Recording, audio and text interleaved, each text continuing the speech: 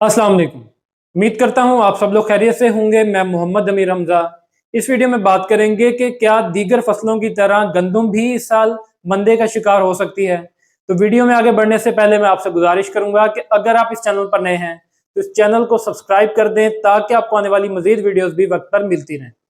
तो काश्तकार भाइयों, अगर मैं ये सवाल आपसे पूछूं कि दीगर फसलों की तरह क्या गंदम भी इस साल मंदे का शिकार हो सकती है, तो यकीनन आपका जवाब होगा कि नहीं, ऐसा नहीं हो सकता कि गंदम मंदे का शिकार हो, क्योंकि गंदम की मुल्क में शॉर्टेज है और शॉर्टेज की वजह से इसके ऊपर मंदा नहीं आने वाला।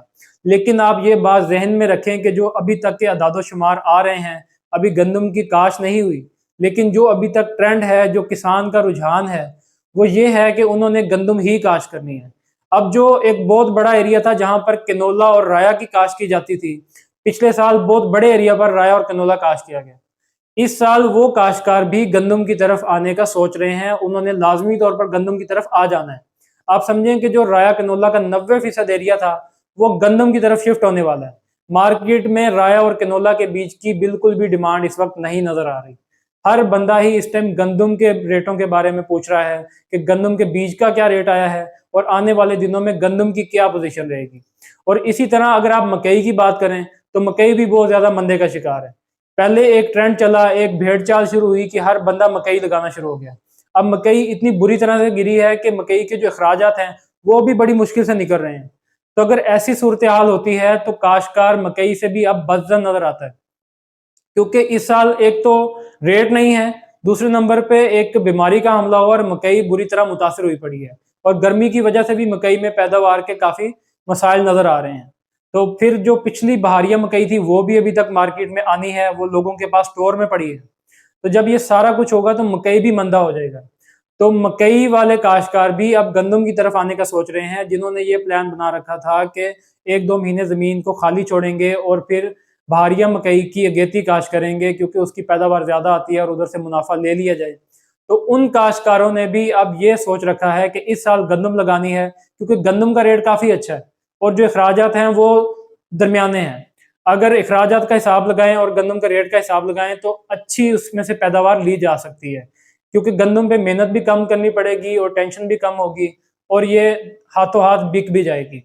और इसी तरह फिर अगर आप आलू की बात करते हैं तो जो आलू के काश्तकार हैं, आलू वैसे तो जनवरी के आखिर में या फरवरी के वस्त में तैयार होता है, लेकिन जो कच्चा आलू होता है वो दिसंबर में आना शुरू हो जाता है।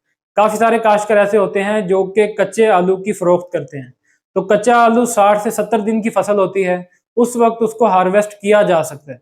तो बहुत सारे काश्तकार ये भी प्लान करके बैठे हैं कि दिसंबर की पहली को या दिसंबर की 3-4 तारीख तक आलू के जो कच्ची पटाई है वो करके वो मार्केट में बेच देना है और वहां पर गंदम काश्त कर लेनी है। बेशक वहां पर जो गंदम काश्त होगी उसकी औसत में कमी हो सकती है, लेकिन फिर भी जब एक बड़े एरिया पर गंदम लगेगी तो उसका भी पैदावार में हिस्सा तो लाजमी होगा। तो अगर आप इन सारी चीजों को देखते हैं तो इस साल जो गंदम है वो बहुत बड़े एरिया पर लगने वाली है। अब सवाल ये है कि मंदा कैसे होगा। अगर मौसमी हालात अच्छे रहे और गंदम की पैदावार बहुत अच्छी आ गई या एवरेज भी आ गई, जितने बड़े एरिया पर लग रही है, तो पाकिस्तान की जो जरूरत है वो लाजमी तौर पर पूरी हो जाएगी और उससे ज्यादा ही पैदावार आएगी। जो एक्स्ट्रा गंदम होगी वो गवर्नमेंट स्टोर कर लेगी। गवर्नमेंट उसको एक्सपोर्ट करने की इजाजत नहीं देगी, क्योंकि गवर्नमेंट काफी सालों से जो है वो इस क्राइसिस का शिकार है कि गंदम पाकिस्तान में पूरी नहीं हो रही, जिसकी वजह से महंगाई में भी बहुत ज्यादा इजाफा हो रहा है और लोग इसी वजह से बहुत ज्यादा मुतासर भी हो रहे हैं। और गवर्नमेंट जो होती है उनको सबसे पहले यही देखना होता है कि अवाम को किस तरह से खुश रखा जा सकता है। अब अवाम को खुश रखने के चक्कर में किसान रगड़ जाता है तो रगड़ा जाए। तो उन्होंने इस साल एक्सपोर्ट के चांसेस बहुत ही कम होंगे कि वो एक्सपोर्ट करने की इजाज़त दें। तो अगर एक्सपोर्ट करने की इजाज़त भी नहीं मिलती और जो गंदम आती है वो स्टोरेज में चली जाती है, तो फिर जो गंदम है, जो फसल लोगों के पास पड़ी होगी, उसके रेट बढ़ने के चांसेस तो बहुत ही कम हो जाएंगे। लेकिन अगर बहुत ज़्यादा वाफर मिकदार में पैदावार आ गई तो फिर जो गंदम उनके पास पड़ी होगी उसका खरीदार भी नहीं मिलेगा। तो इसलिए भेड़ चाल से हटें और साथ में मल्टी क्रॉपिंग की तरफ आएं। ये नहीं कह रहे कि गंदम ना लगाएं, गंदम लगाएं, इसमें बहुत अच्छा मुनाफा होने वाला है।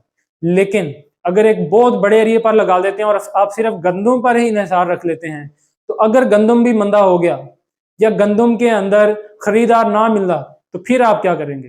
तो इसलिए मल्टी क्रॉपिंग पे रखें अपने आप को, ताकि अगर एक फसल अभी लेट है, आप उसको 4 दिन रख के भी बेचें तो आपके पास कोई और सोर्स हो, वहां से आप फसल बेचकर अपने पैसे कमा सकें।